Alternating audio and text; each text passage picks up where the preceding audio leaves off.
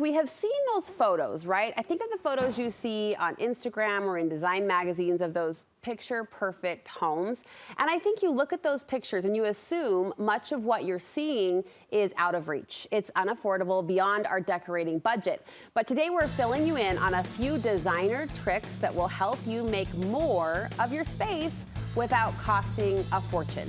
Designer Joseph Ward is here to share his advice. Great to see you. Good to be here. Can we make, now be honest with me here, can we make big impact with smaller changes?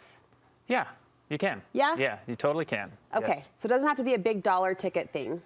No, what do you consider big dollar? I don't know. Let's not talk numbers yet. Let's have fun first and then talk budget. But these ideas today, they do tap into that. The idea of give me an impact, give me an effect in my home. They also are sort of design trickery. Explain the concept here. So the concept is that visually with you can do things to the eye. You can do things to the room that makes the eye, perceive something that's not there necessarily, bigger or more interesting or more comfortable or and so you can do things that don't cost a lot that pull that off. Okay, let's start with rugs. You say there is a lot we can do to trick the eye when it comes to rugs. Yeah, rugs are great, obviously, for like just a more comfortable kind of underfoot type vibe. They're also good for defining a space, because sometimes you'll have these rooms and your furniture defines it, but there's another element. In fact, this is a good example right here in your studio, right? Yeah. You got your furniture, and for whatever reason, like, we wanted to put a rug under it. And the reason was kind of define it. Sure. Otherwise, it's just kind of like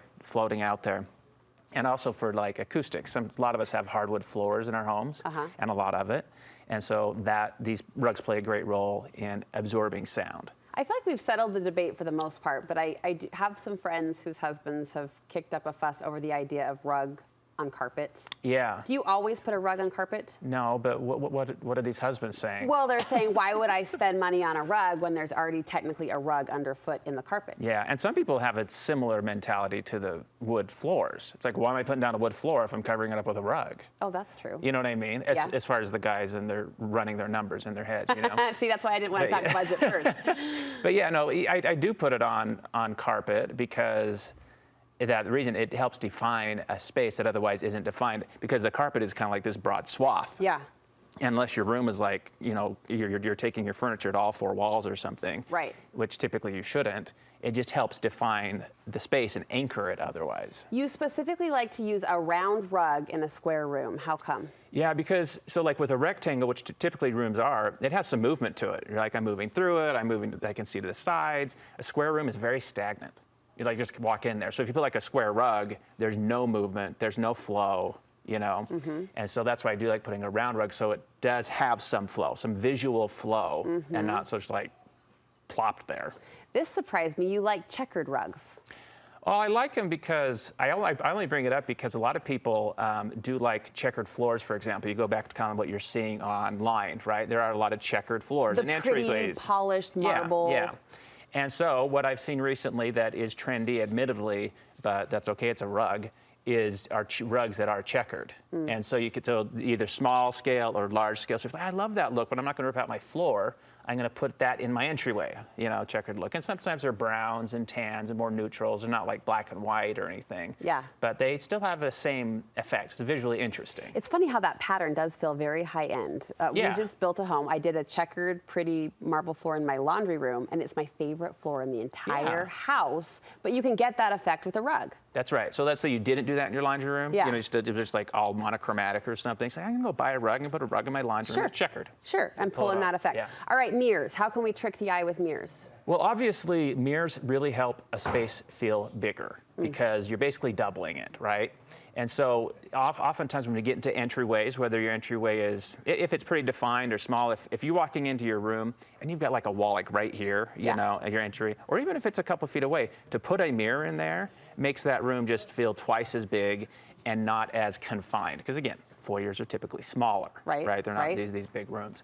So that's a thing you can do. Now you have to keep in mind, you want to get a good scale of a mirror. So again, oftentimes like, oh, I'm gonna get a mirror, and you're thinking of budget, like I'm gonna get one for like $20, and it's like this big. But the reality is you need something quite significant to really pull off the drama. To catch the light. In a master bedroom, in a primary bedroom, you say the mirror can mimic a window. Yeah, so if I'm designing a home that exists and they don't have windows on this side that the bed is on, I will put mirrors on both sides of the bed, behind the nightstands, behind some lamps. So it adds some great depth to an otherwise flat wall. Now that's an interesting word, depth. I mean, I think of mirror for reflection and light, but there's depth that comes with that too. Yeah, because you're looking into it and it's like that room keeps going, just like it would in a window, right? You look out your window and it just goes.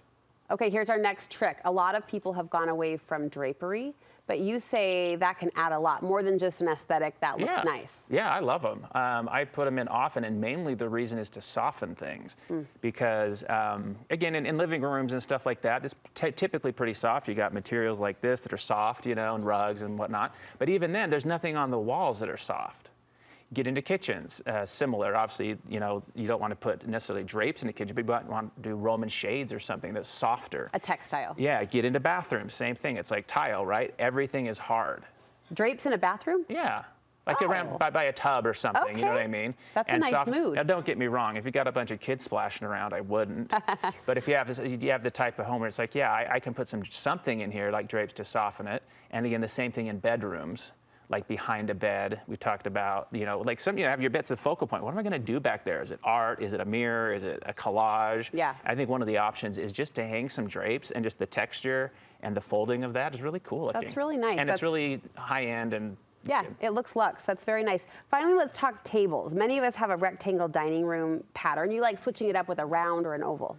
Yeah, because some of us in our homes, we have layout where it goes like family room, dining, kitchen, kind of familiar with that layout. And so you got this dining room in the middle, and putting a square table in there is not the end of the world.